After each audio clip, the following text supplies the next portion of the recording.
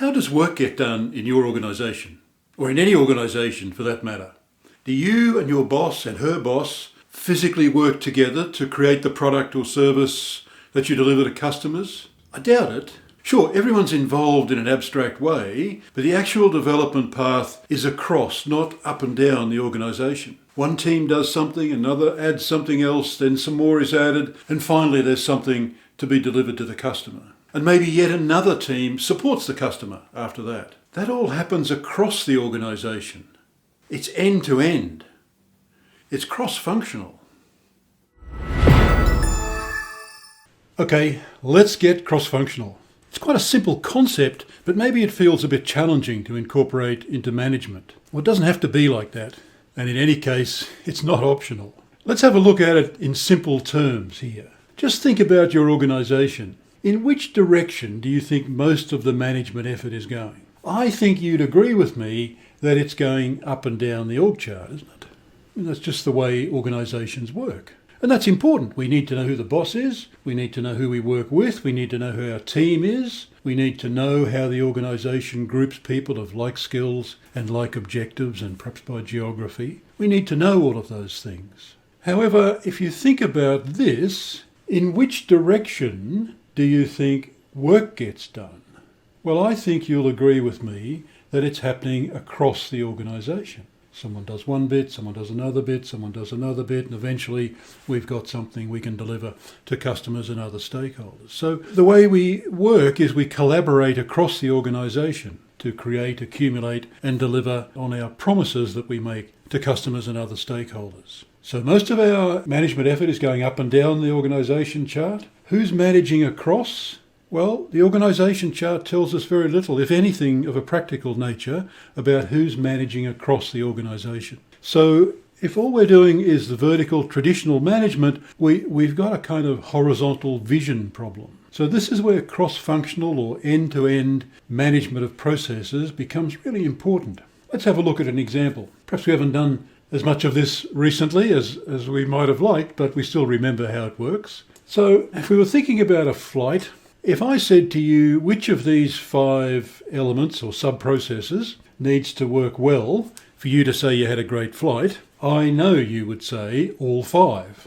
So would I. No point having the world's fanciest check-in and you get the upgrade and the plane leaves on time and you complete the flight and everything goes well and then you arrive and your luggage doesn't. That's never going to be a great flight. Or even if your luggage arrives and then you have to wait an hour for transport at your destination airport, that's not going to be a great flight. Because we know that the customer journey, a literal journey in this case, is going to be from home to hotel or hotel to home, or maybe it's hotel to hotel. And the piece at the airport and on the plane is of course important, but it's not the whole deal. And so all of these pieces are going to be important, and they're all managed and provided perhaps by different people, perhaps totally different organisations. Buses and trains and taxis at airports, different to the airport, different to the airline, different to all of the facilities provided at the airport. So all of these things are different, but they've all got to come together if we, the customer, the traveller, is going to say, that was a great flight. So all of the pieces need to work, but they need to work well together. So if we turn up and our luggage doesn't,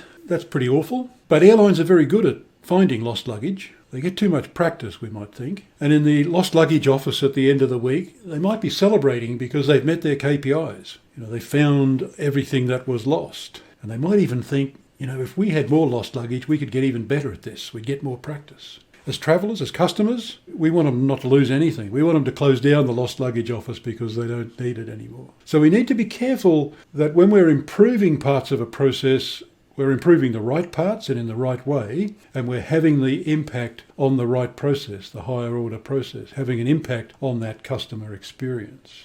So when we're thinking about this particular process, sure, the 5 pieces need to work well, but really it's that higher order process, let's call it Relocate Traveller. That's what it's all about from a customer point of view and from the airline point of view. If I can say it's a great flight for me, then it was a great flight for the airline as well, and the airport and the taxi companies and everyone else, because it worked smoothly. Everyone just did their piece and it all came together and we didn't have to have any delays or complaints or extra costs. Everything was just fine. And that's what everyone wants. So when we're thinking about these processes, we really need to think about operating across the organisation, those cross-functional end-to-end processes. So how can we summarise that? How can we make sure that all of our processes, particularly those high-impact processes that are the ones we really must make work well, how can we make sure they're cleared for takeoff? Well, first thing for everyone to understand is that this is not optional, thinking about cross-functional process performance.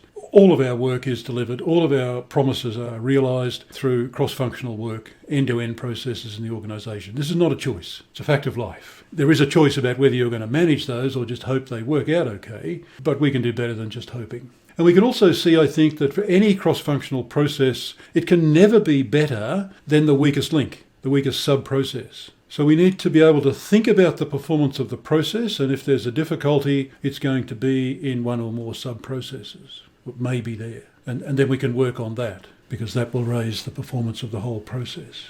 And we can't do that if we're missing this horizontal view. If we're just doing, what I think of as traditional management, up and down the org chart type management, and we're managing the boxes on the org chart, but not the space between the boxes. If we're just doing that, then we're missing that horizontal view, and we're ignoring this kind of end-to-end performance issue. And that can't work well. That's the piece we need to manage, so we need to have this additional horizontal management perspective. And collaboration is, I think, a really important word in our whole process-based management world. If you think about it, what we're saying is that we create, accumulate and deliver value for our customers and other stakeholders in collaboration across the organisation. All of those boxes on the org chart, all of the people and the teams and departments, we collaborate to get work done. We collaborate to execute the organisational strategy. So if all the work is about collaboration, if it's glued together with collaboration, it just might be, that the management of our organisations should have a lot more to do with managing collaboration across those end-to-end processes.